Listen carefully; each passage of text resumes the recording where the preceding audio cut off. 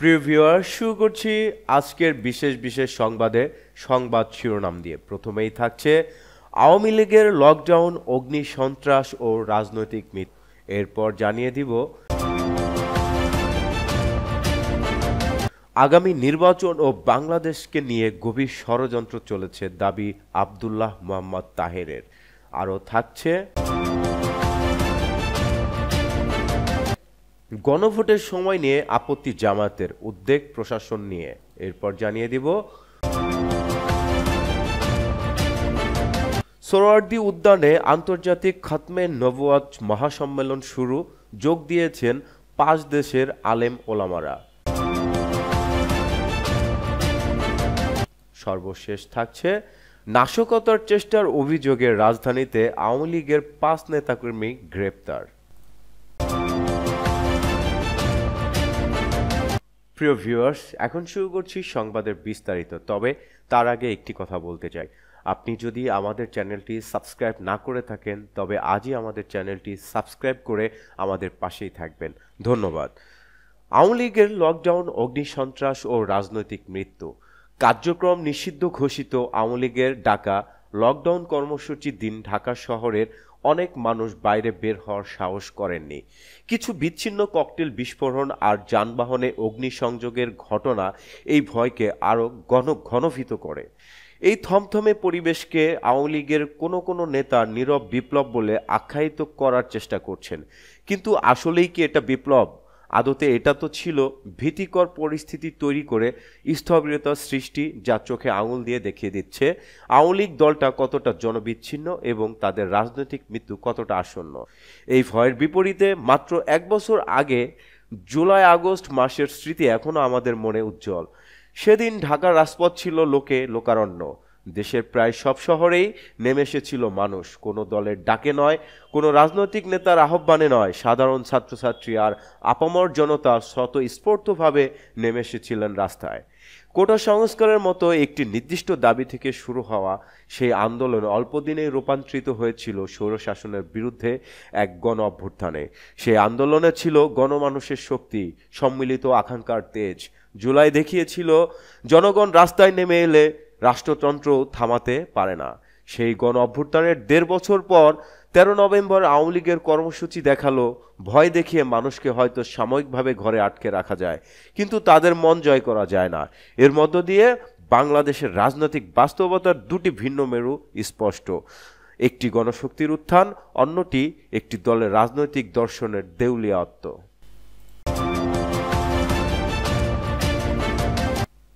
প্রিয় ভিউয়ার, সংবাদের বিস্তারিততে এবার থাকছে আগামী নির্বাচন ও বাংলাদেশকে নিয়ে গভীর ষড়যন্ত্র চলছে, দাবি জামায়াতে ইসলামীর নায়েবে আমির সৈয়দ আব্দুল্লাহ মোহাম্মদ তাহের। শুক্রবার কুমিল্লায় 14গ্রাম উপজেলার শ্রীপুর ইউনিয়ন জামায়াতের আয়োজনে চৌমুহনী বাজার মুজিবুল হক উচ্চ বিদ্যালয় মাঠে নির্বাচনী জনসভায় প্রধান অতিথির বক্তব্যে আব্দুল্লাহ তাহের একথা বলেন। মোহাম্মদ তাহের কুমিল্লা 11 আসনের সাবেক সংসদ সদস্য। মোহাম্মদ তাহের বলেন, পত্রিকায় দেখলাম নিরাপত্তা উপদেষ্টা ভারতে গিয়েছেন, সেখানে কি আলোচনা হয়েছে সংবাদ সম্মেলন করে সরকারকে তা জাতির কাছে পরিষ্কার করতে হবে। জীবন দিয়ে রক্ত দিয়ে ভারতের আধিপত্যবাদকে বাংলার মানুষ এই দেশ থেকে তাড়িয়েছে। ভারতের আধিপত্যবাদ ও বশ্যতা বাংলার মানুষ আর কখনোই গ্রহণ করবে না। এই অন্তর্বর্তী সরকার যদি ভারতের অন্যায় কোনো আবদারে এবং অন্যায়ের সিদ্ধান্তের প্রতি নতি স্বীকার করতে চায়, তাহলে আপনাদের পরিণতিও শুভ হবে না, জনগণ আপনাদের ক্ষমা করবে না। অন্তর্বর্তী সরকার বিএনপির ফাঁদে পা দিয়েছে উল্লেখ করে জামায়াতের নায়েবে আমির বলেছেন, একটি দল সংস্কার চাচ্ছে না, তারা পুরনো বস্তা পচা নিয়মে নির্বাচন করতে পায়তারা করছে। অন্তর্বর্তী সরকারও ওই দলের ফাঁদে পা দিয়েছে। সরকারের সিদ্ধান্তের জনগণের ইচ্ছার প্রতিফলন ঘটেনি। যদি সংস্কার না হয়, শহীদের রক্তের সঙ্গে বেইমানি করা হবে। সেজন্য আমরা গণভোটের কথা বলেছি। সরকার গণভোট দেবে বলেছে, কিন্তু প্যাঁচ লাগিয়ে দিয়েছে। সেটা হচ্ছে গণভোট ও নির্বাচন একসঙ্গে হবে। তাদের বুঝতে হবে এই 2টি নির্বাচন এক জিনিস নয়। কিন্তু ওই 2টি দল আলাদা গণভোট চায় না, কারণ ডাকসু ঢাকসু, জাকসু ও রাকসুর নির্বাচনের ফলাফল জনগণ সংস্কারের পক্ষে। জাতীয় নির্বাচনের আগে যদি গণভোট হয় তাহলে শতকরা ৮০% লোক আমাদের পক্ষে রায় দেবে বলে আমি বিশ্বাস করি।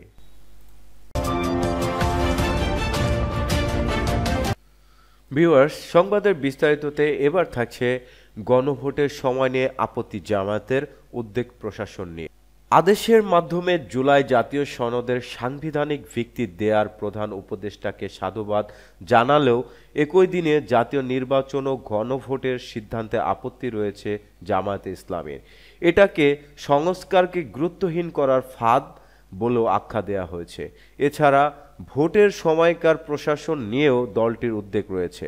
নির্বাচন পূর্ব প্রশাসনিক রদবদলে লেভেল প্লেয়িং ফিল্ড দুর্বল করার চেষ্টা চলছে বলেও অভিযোগ তুলেছে দলটি। শুক্রবার সকালে এক সংবাদ সম্মেলনে জামাতের নায়েবে আমির সৈয়দ আবদুল্লাহ মোহাম্মদ তাহের অভিযোগ করেন, সরকার লেভেল প্লেয়িং ফিল্ড, ভোট সবার জন্য সমান সুযোগ তৈরি করার আদৌ মনোযোগী নয়। সরকারের কয়েকজন উপদেষ্টার সহযোগিতায় একটি বিশেষ দলের পক্ষ থেকে প্রশাসনকে দলীয় প্রশাসনে রূপান্তরের চেষ্টা চলছে। ইতিমধ্যে প্রশাসনে কিছু কিছু পরিবর্তন হচ্ছে এবং সেখানে একটি বিশেষ দলের অনুগত লোকদের নিয়োগ দেওয়ার চেষ্টা হচ্ছে। প্রধান উপদেষ্টার ভাষণের উপর আনুষ্ঠানিক প্রতিক্রিয়া জানাতে ঢাকার মগবাজারের আল ফালাহ মিলনায়তনে এই সংবাদ সম্মেলনের আয়োজন করে জামাত সহ ৮টি দল। এই দলগুলো ৫ দফা দাবিতে অভিন্ন কর্মসূচি পালন করে আসছে। সংবাদ সম্মেলনে জামায়াতে ইসলামীর নায়েবে আমির সৈয়দ আবদুল্লাহ মোহাম্মদ তাহের বলেন, একই দিনে জাতীয় সংসদ নির্বাচন ও গণভোট হলে জাতীয় নির্বাচন বেশি গুরুত্ব পাবে, এতে গণভোটের গুরুত্ব কমবে। মানুষের মনোযোগের অভাবে গণভোটে যদি ভোট কম পড়ে তাহলে যারা সংস্কার চাইছে না তারা বলবে যেহেতু ভোট কম পড়েছে জনগণ ভোট দেয়নি, চায়নি বলে বিবেচিত হোক। এর মাধ্যমে তারা সংস্কার থেকে সরে আসবে।